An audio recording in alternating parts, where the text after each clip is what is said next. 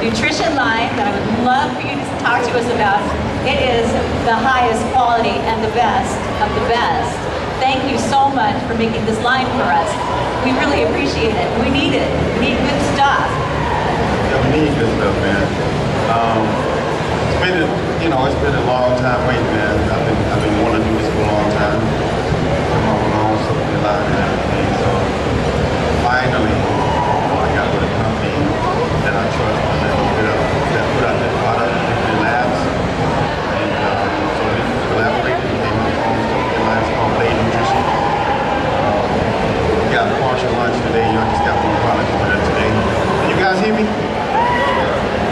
Okay. I need to talk louder? Yes.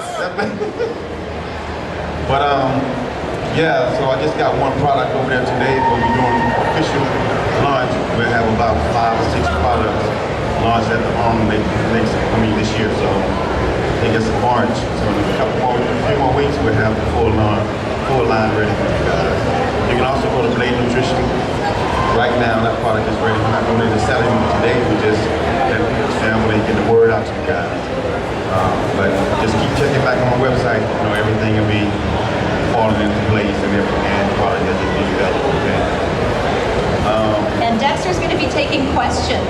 There are 2 microphones. There's one right here, one right there. So if you have a question. Well, I want to let you guys know a little bit about how I became a bodybuilder and all that stuff. Let's talk about a little bit about my life and how I got started. Can we do that? Let's do that. Well, I started bodybuilding in 1991. 2001. And I was in the gym, the guy approached me, he was like, hey man, you should do a bodybuilding show. I was like, I looked at him like, and I'm not getting up there and keep it going, man. I'm not getting on stage like that. So he convinced me to go to the show and watch the show. And it was crazy back then, man. It was crazy fans and like chicks everywhere. And they was screaming for all these guys on stage. I'm like, you know what? I want to do this because I want to get into it for the girls. So I started working out and everything. Started doing a little diet for the next competition, which was about 4 weeks later. So I dieted for 4 weeks my first show, and I won. Overall, actually, I was a bantamweight. I was 137 pounds, and I won my very first competition. The whole damn show. So I was the first bodybuilder in Florida history to win overall as a bantamweight. And then, I still wasn't taking that serious because it was just one show. I still ain't getting no girls or nothing, but I started, keep doing more shows and working out hard and all that good stuff because I was hooked after the first show. So I kept again, I began training and, set out to do another competition. And I think I wanted to pack on a little bit more size because, I was looking at magazines and I was looking at Sean Ray and flexing on these guys and their legs are so big, it's like, man, I ain't trying to get that big. I want my legs rubbing together, so I didn't want to be that big.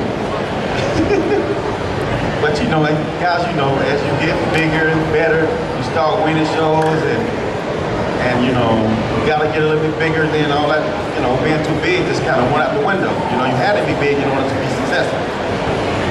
So I continued doing what I was doing. I won a few shows. I didn't think, I would ever amount to nothing. Not as a professional bodybuilder. I wasn't looking to be a professional. I just wanted to see how far I can take it. So, I continued doing shows, and then I came up to my first national level show. I did the USA. I won that as I won my class as a light heavy. And after winning that show, I was like, you know what? Maybe I can earn a living at this. I then set out to do the nationals after the USA, and I didn't place. It was only like 2 months later. So I went from winning, my class at the USA to not even placing at all. I'm like, dang, I'm not that good or what? So, following year, I took the rest of the year off, paying back the following year, and I did, I think the nationals again. And when I faced like 6 or 7 or something like that. And at the time, you know, my whole family and everything, everybody was, you know, was bodybuilding, as you guys know, is a very expensive sport. So I had the gym helping me out, giving me products and stuff to help me with my career, giving me free workouts. But nobody was giving me no money. So me spending all my money on supplements, you know, that's put my family in a predicament. So we all sleeping on the floor and stuff, you know, my kids sleeping on the floor. But we had to be my girlfriend at the time, we had a game plan. The game plan was, you stay home, be the mother and the father, while I worked about 3 jobs and you just go to the gym and train. So you know all the girls, you know how women hate. So the women was like, girl, I'm so sorry, you need to get rid of him. He's up, get him out of there. So she was like, no, we got this, you know, so it's easy on the outside looking in when you don't have a game plan. But we had a plan that this is what I'm gonna do. I'm gonna turn pro, and then I'm gonna be able to, you know, make some money for the family. We'll be able to live comfortably. So I continued training, and that happened. I gave 1 more year. I said, you know what? If I don't turn pro this show, I'm quitting. I'm done. Because it was just too much. I needed to get a job and all that stuff. So my next competition was the North America, and I ended up winning. But back home, the job that I was on, I had a little part-time job at the time. I said, you know what, guys? If I win this competition, I'm not coming back. Because I thought, you know, I'm gonna be like all the other professional sports, whereas when you turn pro, you're gonna get paid. So I'm like, well, I'm gonna get paid. How you coming back? So I won the competition, and no one came after with no contract, and so I had to quit. I gave my word I was gonna quit, so I quit. Months went by, no contract, so I'm like, dang. But that made me work harder. I wanted to prove to them, you know, I wanted to prove to my fans and to the judges that I got what it takes. And so I brought it in every show. Nail, rock hard, in shape, every show I did. I think my first year I did 8 pro shows. So my first 5 years I did about 8 shows a year. I've done 68 shows till the day. 68 pro shows. And I've been blessed to have placed in out of 68, 60 of those shows in the top 5. Okay, so I've had a wonderful career. Just, you know, I'm getting off the subject a little bit, but just want to let you guys know how long I've been in the game. It's just a blessing for me at this age, at 44 years old, to still be, you know, in an elite level. You know what I'm saying? It's getting rough. You know, I just took some time off after, you know, the Olympia and everything. I took about 7 weeks off from the gym. And I tell you, once you get my age, because I didn't know this because I haven't done it at this age. When I was younger, I would take about 2-3 months off and not go to the gym. I didn't see the inside of the gym for like 2-3 months when I was younger. So I tried that this time, and I'm 44. Man, when I wake up in the morning, or when I get off the couch from sitting there for about an hour, my bones and hips and all that stuff was aching so bad. I'm like an old man walking around. But I know now that I'm back in the gym now, and I've been working out again, everything has loosened up and I feel good now. So that tells me that at this age, you can't take that amount of time off from them. So what I think I'm gonna do from now on, instead of taking 5 weeks off at a time, space it out through the year. You know, take 1 week off at a time through the year instead of, you know, 5 weeks straight. And you know, you wouldn't have those kind of problems. Now, when you're young guys like you guys, you can take a little time off, that for sure. You know what I'm saying? So don't be afraid to take time off.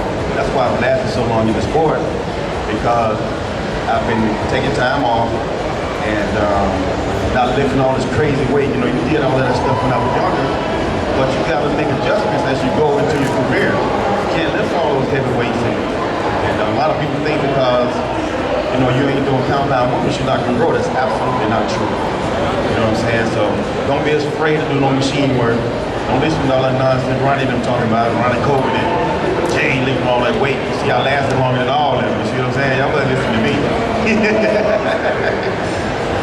But anyway, just joking, man. But yeah, on a serious tip though, don't be afraid, guys. You know, do some machine work. If you want to do compound movement, do one compound movement, like bench press or squats. What I mean by compound movement, that's the mass builder of that particular body part you're trying to, work on. You know what I'm saying? So don't be afraid to do like one mass movement and then do rest machine work or dumbbell. What else? I'm a big sports fan. I love sports fanatic. I watch any kind of sports. I watch tennis, you name it. I watch it except hockey. That's the only thing I watch. What else? I got 2 kids. My son's 25. He plays arena football. And my daughter, she's 19. She plays basketball for the Air Force Academy. So my whole family, everybody's athletic. I got three brothers and 2 sisters. All my nieces and nephews, everybody plays some type of sports, more than one sport. If you go in any of our houses, any of my sisters or brothers, a father or mother, it's gonna be on Sports Center all day. So we all know about sports. That's all we do is sit around and argue about sports all day. My sister, my brother, my son, all Kobe fans. So you say one thing wrong about Kobe, you better get out of here. Cause they gonna go off on you. And Kobe sucks right now. It's all about LeBron, baby. I'm from Miami, so you remember Miami, right? Well, how many Miami fans we got out there? Okay. He said, boo. All right, you guys heard enough. If you guys got any questions, man, I'm tired of taking up your time listening to my boring behind story. But you guys got any questions you'd like to ask? Don't be afraid to ask. Come on to the mic.